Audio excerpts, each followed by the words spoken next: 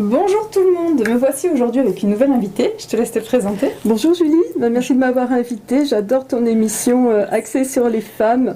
Bien sûr, les messieurs peuvent regarder aussi, mais ça nous permet d'approfondir des sujets qui nous intéressent particulièrement. Je m'appelle Isabelle Casabella, je suis experte de l'école française de Feng Shui et j'ai créé mon entreprise depuis 2 ans qui s'appelle Études Feng Shui Céleste Azur. Très bien, de toute façon vous pourrez retrouver les coordonnées d'Isabelle en fin de vidéo. Aujourd'hui on va donc parler de Feng Shui. Qu'est-ce que c'est Isabelle ? Est-ce que je peux t'emmener dans un voyage dans le temps pour comprendre ce qu'est le Feng Shui ? Parce qu'aujourd'hui on en a fait toute une technique, mais il faut comprendre comment on en est arrivé là. Donc je te propose de partir dans la Chine ancienne. Nous sommes 200 ans avant Jésus-Christ. On commence à évoquer le terme Feng Shui. Les ancêtres des Chinois observaient beaucoup la nature. Ils essayaient de comprendre l'interaction du ciel, de la terre, le vent, l'eau. Ils sentaient bien que les choses pouvaient aller bien pour eux ou moins bien en fonction de l'endroit où ils habitaient. Donc ils ont essayé de comprendre cela. De manière moderne, on pourrait appeler ça l'école de la forme du Feng Shui moderne, puisqu'ils observaient la forme qui entourait leur maison. Idéalement, la maison, le terrain devait être situé dans un endroit où le Qi, on va expliquer tout à l'heure, c'est l'énergie de la nature, tout ce qui vibre en nous, tout ce qui nous entoure. Le Qi devait se concentrer et se répandre harmonieusement, éviter les vents violents. Donc voilà, c'est l'école de la forme, ce sont les ancêtres des Chinois qui observent la nature. Le Feng Shui, pendant longtemps, a été réservé à une élite intellectuelle, à la famille de l'empereur essentiellement. Et on imagine bien les maîtres Feng Shui qui parcouraient le pays pour chercher le terrain idéal pour construire la cité impériale, qui profitait à l'empereur.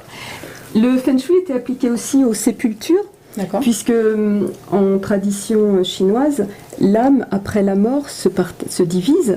Il y a l'anima qui reste dans la terre et l'animus qui est la partie spirituelle de l'âme. Et la partie spirituelle de l'âme, elle revient sur les habitations des descendants, veiller sur eux, assurer leur prospérité. Donc il fallait bien installer les ancêtres.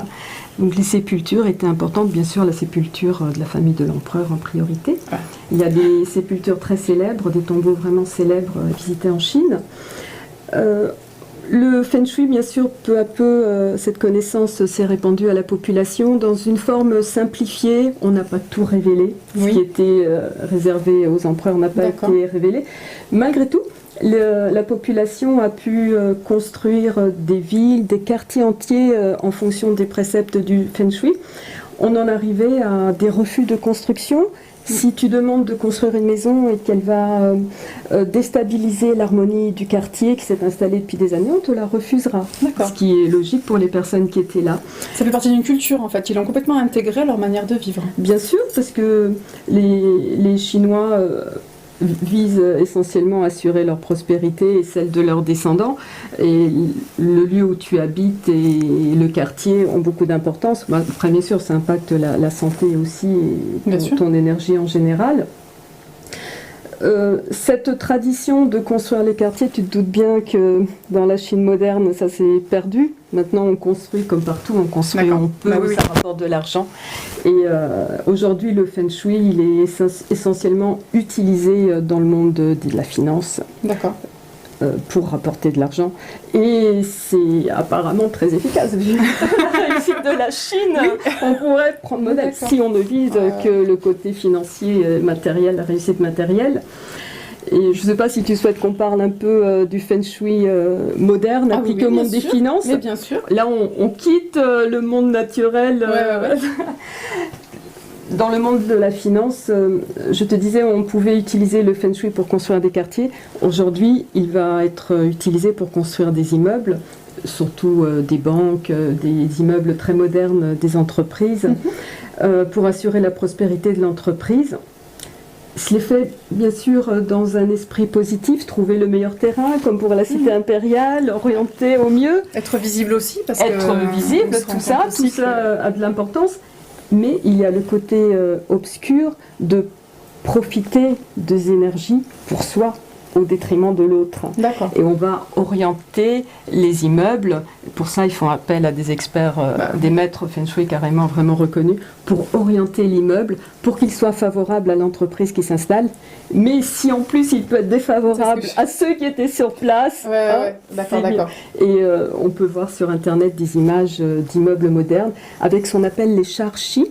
Les charchis, ce sont... Traditionnellement, ils appellent ça les flèches empoisonnées. On imagine bien, tu envoies des flèches empoisonnées. Donc on peut construire des immeubles avec des flèches empoisonnées, des charchis. Ça peut être construire l'immeuble en angle qui vise bien le concurrent. Déjà, tu vois, rien que de t'en parler, tu te sens mal. Donc on imagine que l'immeuble qui était en place et qui va construire ce nouvel immeuble en angle, et parfois, si vous voulez voir une image vraiment parlante, je vous invite à regarder sur Internet. Moi je la mettrai en fin de vidéo. L'image de la banque HSBC à Hong Kong. Là, on comprend tout de suite ce qu'est un charchi. On n'a pas envie d'habiter là, ni d'être le concurrent de cette banque. Exactement. Par contre, elle est vraiment très prospère. Voilà. Voilà. La Chine d'aujourd'hui, le monde de la prospérité. On a quand même perverti le feng shui à nos propres fins, quoi. Juste pas à l'harmonie. Oui, c'est un peu l'action de l'homme surtout. Oui, à la base, la nature... La nature nous a permis d'arriver où on est, en bonne santé, de transmettre à nos descendants, de génération en génération.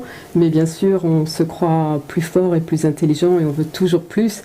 Et plus que la santé, plus que le bien-être, l'argent. Et le monde aujourd'hui est très concurrentiel. Oui. Exactement. Je te remercie beaucoup Isabelle pour ces informations qui sont très intéressantes et de revenir dans la Chine ancestrale, ça fait toujours un peu de bien. Moi je suis déjà allée en Chine rêver, oui, je préfère rêver un pays magnifique et j'ai adoré voir justement le feng shui parce que en Chine c'est très présent. Enfin, moi j'avais déjà fait ma formation avant et du coup j'ai pu voir les petits détails.